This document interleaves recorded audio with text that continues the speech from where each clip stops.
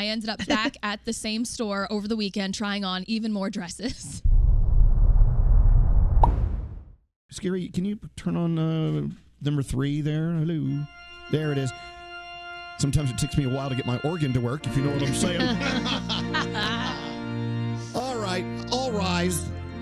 The bride's tripping down the aisle. We'll start with you, Producer Sam. You had a bridal dress meltdown. What happened? I did, and I blame society. So I went wedding dress shopping, not this weekend, but the weekend prior, and it went so well.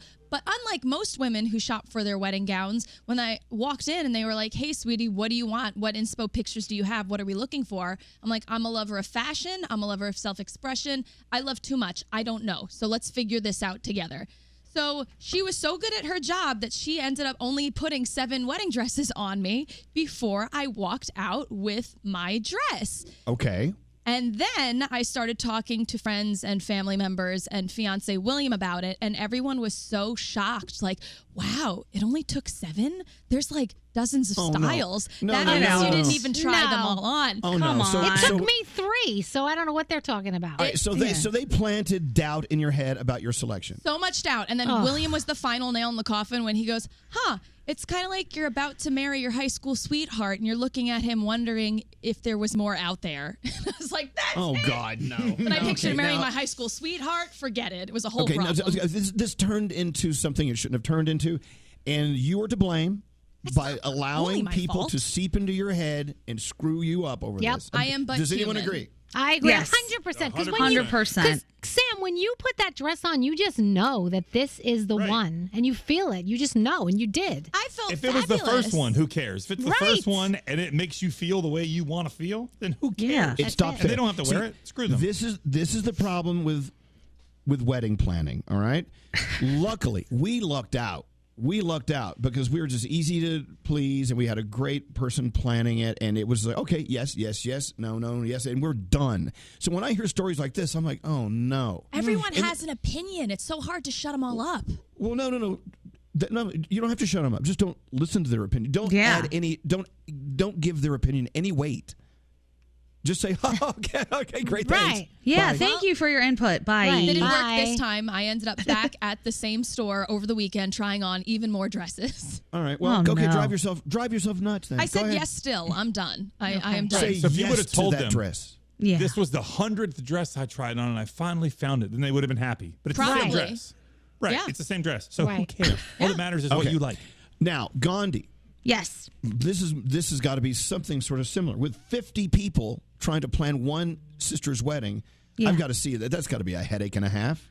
It's so irritating because my sister is one of those people who has been doing I don't care, whatever you want. She knows exactly what she wants, and she has told me things that she wants, but she won't tell other people. So all of these other people think that their input and their say matters, and it doesn't. So I'm fielding all of these emails from people saying, we have to have this, she's going to want this, make sure this happens on this weekend, and we do all these different celebrations. And I'm like, nah, I know what my sister wants. All of these people are disagreeing with me, and my little weasel of a sister has just tapped out, and she's sitting back like, you handle it. I'm not going to do it. This is my time to relax. I'm getting married. I was like, you gotta cut it off now. I mean, you have to cut the head off that snake, or it's going to bite you. Absolutely. I mean, Absolutely. you got to do it now. Don't even let one more word come out of their mouths and just say, no, we got it. Got it. Yeah. Or just thank you and do that laugh thing. Thank you. I always write, thank you so much for your feedback. I really appreciate it. And then people just start getting left off the email trails. I know what's going on here. Just be like a flight attendant when you're getting off the plane. Bye-bye. Okay. Bye-bye. Yeah.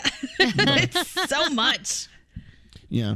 It shouldn't be this way. No. Your eye is off the ball. The ball is getting married and being happy. That's it. 100%. Yeah. That's it. At the end of the day, you're marrying your best friend, and that's all that should be.